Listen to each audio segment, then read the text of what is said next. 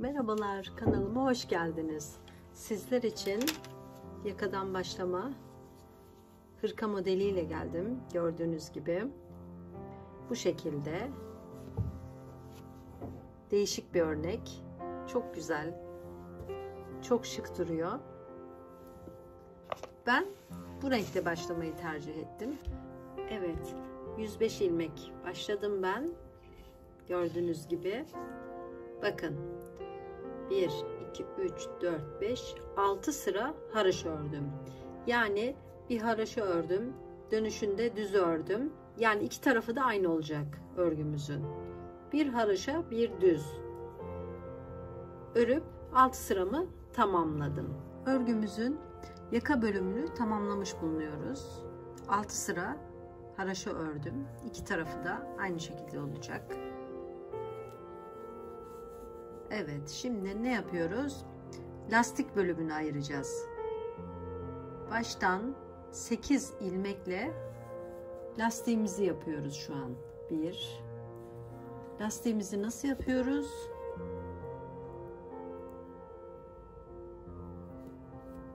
Sekiz ilmek haroşa örüp 4, 5, 6, 7 ve 8. Burası örgümüzün lastik bölümü olacak. Şimdi ne yapmamız gerekiyor? Şimdi 2 sıra düz öreceğiz ilmeğimizi. 2 ilmek düz ördük. Üstünden 1 ilmek artırma yapıyoruz. Tekrar 2 ilmek düz örüyoruz. 1 ilmek artırıyoruz. 2 ilmek düz örüyoruz. 1 ilmek arttırdık. 2 ilmek düz ördük. 8 sıra lastiğimizi yaptık. 8 ilmek haroşa ördük. Sonrasında 2 ilmek düz ördük, bir artırdık. 2 ilmek düz ördük, bir artırdık. Buradan son 8 ilmeğe kadar bu şekilde devam edelim. Son 8 ilmeğime kadar bu şekilde ördüm. Şimdi son 8 ilmeğim kaldı. Bunu haroşa örüyorum. Buradaki lastik bölümümü örmüş oluyorum. 8 ilmeğimi haroşa örerek örgümü tamamlıyorum.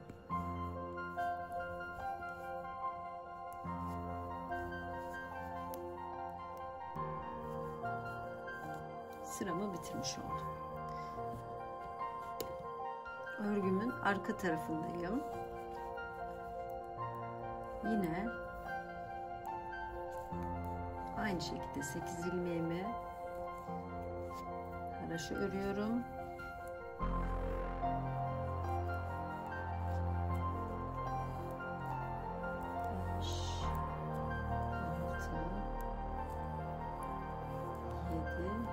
Ve 8.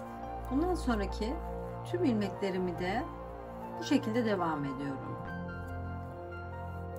Artırmış olduğum ilmeği de haroşa alıyorum. Sıra sonuna kadar bu şekilde devam ediyoruz. Evet, sıramızı tamamladık.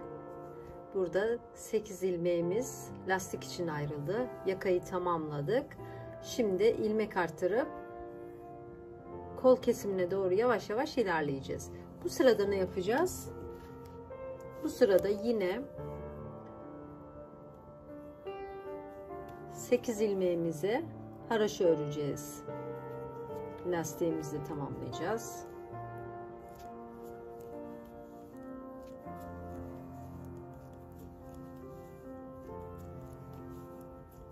Yedi ve 8. Bakın.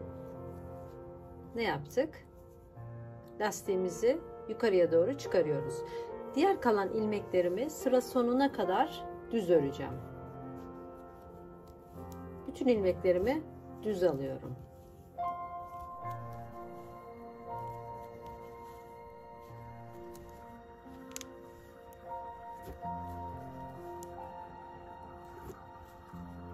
Bu şekilde sıra sonuna kadar devam edelim.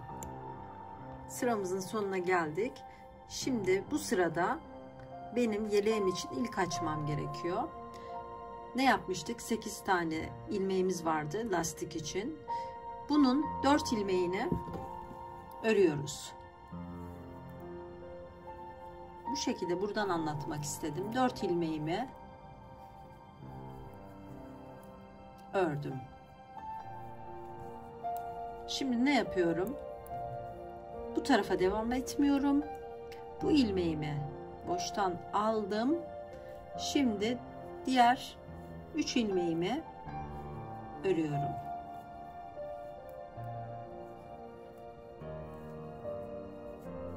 Evet. Şimdi tekrar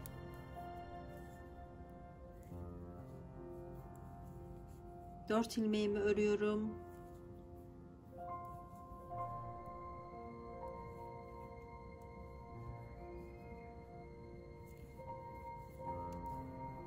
Bakın 4 ilmeğimi ördüm. Şimdi bu ilmeğimi yine örmeden alıp tekrar örüyorum.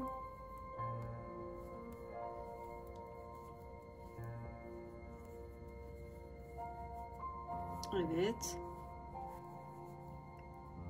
Şimdi tekrar 4 ilmeğimizi örelim. Ne yaptık? 2 sefer gittik, geldik. Bunun için şişimin üstüne 2 kere ip doluyorum ve kaldığım yerden devam ediyorum modelime. Evet, 4 tane ördüğüm zaman lastik bölümüm bu şekilde olacak. Şimdi döndüğümüzde tekrar devam edeceğiz iliğimize. Şu an benim düz örmem gerekiyor. Bu örgüyü 10 sıra bir ters bir düz örmem gerekiyor. O yüzden bu şekilde devam ediyorum.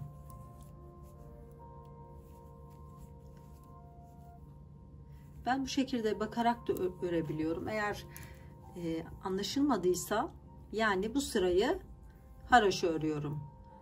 Sonuna kadar, yani lastik yerine kadar haroşa örmeye devam ediyoruz bu şekilde. Evet, sıramı ben ördüm. Tekrar bu tarafa geldim. Gördüğünüz gibi lastik bölümündeyim. Şimdi 4 tane haroşa örüyorum. 3 tane haroşamı ördüm. Bakın üstüne attığım ilmeği ikisini bir beraber alıyorum. Bu şekilde ikisini bir beraber aldım. Evet, ikisini bir aldık. Şimdi örgümüzün diğer tarafına geçiyoruz. Diğer sıramızda da ilmeğimi alıyorum ve sıra sonuna kadar haroşa örüyorum.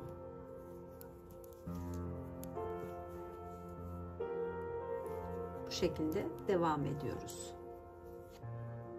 Evet, şu an ilmeğimizi tamamlamak için son sıramız. Nereye geldik? Yine lastik bölümüne geldik. 4 tane ters örüyoruz. 2 3. Evet, az önce yaptığımız gibi o üstüne arttırdığım ilmekle beraber bunu da alıyorum. Sonrasında diğer ilmeklerimi de ters örüyorum. Son ilmeğimi bu şekilde örüp ilmeğimi tamamlıyorum. Gördüğünüz gibi çok güzel bir ilmek açıldı. Bu şekilde. Şimdi de ne yapıyoruz? Yine lastik sayımızı unutmayacağız. 8 ilmek, bir ters bir düz olarak örüyoruz. Buraya geldiğimizde de ne demiştim? Bu artırmadan sonra toplam 10 sıra bu şekilde düz ilmeğimiz olacak. Yani yine bir ters bir düz öreceğiz. Şurayı 10 ilmek olarak tamamlayalım. 10 sıramızı tamamladık. Lastiğimiz de bu şekilde devam ediyor. Şimdi ne yapıyoruz? Şimdi de tekrar yine lastiğimizi örerek başlayalım örgümüze. 8 ilmeğimizi hemen lastik örüyoruz. 4 5 6 7 ve 8. Örgümüzün bu bölümüne geldiğimizde şimdi 3 sıra haraşo öreceğiz. Sonuna kadar bu şekilde 3 sıra haraşo örüyoruz. Şurada da göstereyim isterseniz sizler için. Örneğimizde de biz şimdi yakamızı yaptık, arttırmamızı yaptık. Aynı şekilde iliğimizi açtık. 10 sıra düz örgümüzü ördük. Şimdi bakın 1, 2, 3 tane haraşo öreceğiz. Tekrar arttıracağız. Şimdi 3 tane haraşomuzu örüp tekrar başlayalım. Şimdi sırada 3 tane haraşomuz var. Onu örmeye başlayalım. Evet, şimdi 3 sıra haraşomuzu da ördük. Gördüğünüz gibi.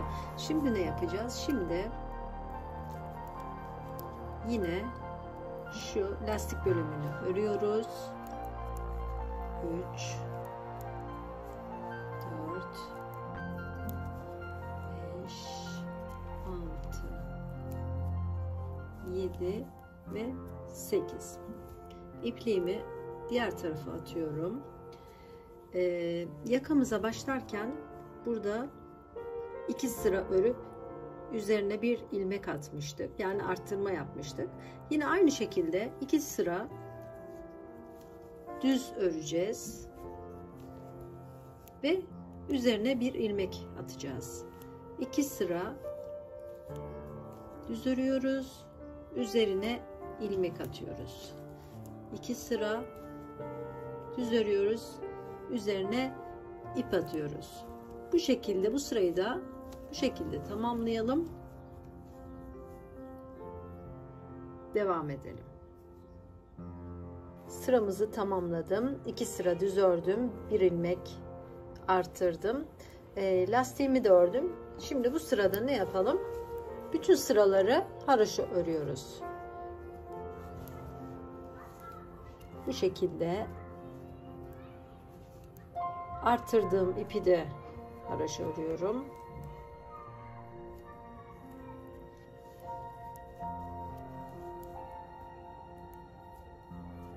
Bu sırayı da bu şekilde tamamlıyoruz.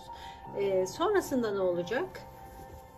Tamamladıktan sonra aynı bakın burada olduğu gibi bu sırayı tamamladıktan sonra ne yapmıştım? 10 sıra düz örgü örmüştüm örgümün ön yüzünde.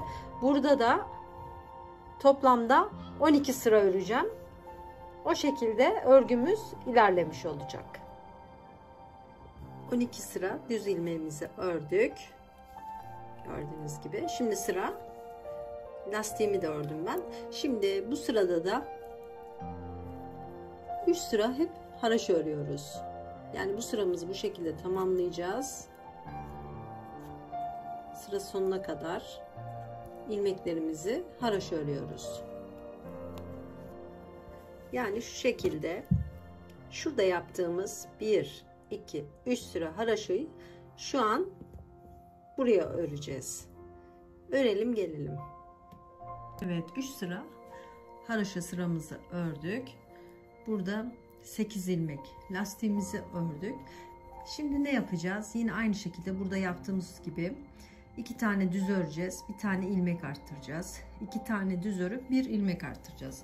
Şu şekilde 1 2 tane ilmek, üstüne bir ilmek atacağız. 2 ilmek, üstüne ilmek atacağız. Bu sırayı bu şekilde tamamlayacağız. Aynı bu şekilde ne yaptıysak ve yine bu artırmayı bitirdikten sonra 12 sıra düz ilmek örelim, devam edelim. Bu arada bu sırayı bitirdiğimizde bu tarafa geldiğimizde ilk iliğimizi açmıştık. Burada şimdi ikinci ilik sıramız geldi. burada 4 ilmeğimizi ayırıp ikinci iliğimizi açalım. Unutmayalım. Örgümüzde 12 sıra düz ilmeğimizi ördük. 3 sıra haroşamızı ördük. Gördüğünüz gibi burada ikinci ilmeğimizi açtık. Şimdi sıra kol ayrımında. Şimdi yeleğimizin kol ayrımı için ben buradan baştan başladım. 45 ilmek düz olarak ördüm. Şimdi kol kesimi yapacağım. Kol kesimi için de toplamda 60 tane ilmek keseceğim birer birer.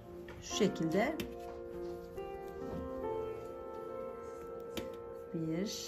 Böyle birer birer ilmeklerimizi keselim. 60 ilmeğe tamamlayalım. Burada 45 ilmeğimizi ayırdık. Şimdi 60 ilmek kol için kesiyoruz ve devam ediyoruz. 60 sıra kol kesimini yaptık. Şimdi sırada 100 ilmek düz örüyoruz.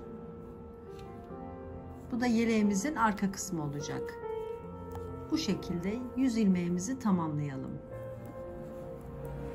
3 100 ilmek olana kadar bu şekilde düz örelim. 100 ilmek düz sıramızı ördük. Şimdi tekrar diğer kol kesimimize sıra geldi. Şimdi ne yapmıştık? Az önce kol kesimimiz için 60 ilmek azaltmıştık. Şimdi burada da teker teker 60 ilmek keseceğiz. Bu şekilde 2 ilmeği bir yaparak 60 ilmeğimizi kesiyoruz.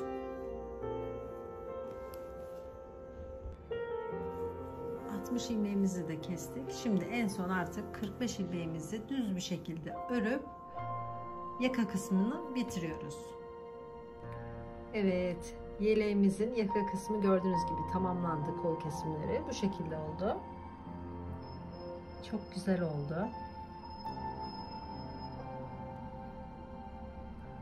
Şimdi alt kısmını istediğiniz şekilde ister düz örersiniz, ister örnek kurarsınız. Bu şekilde tamamladık. Hepinize kolay gelsin.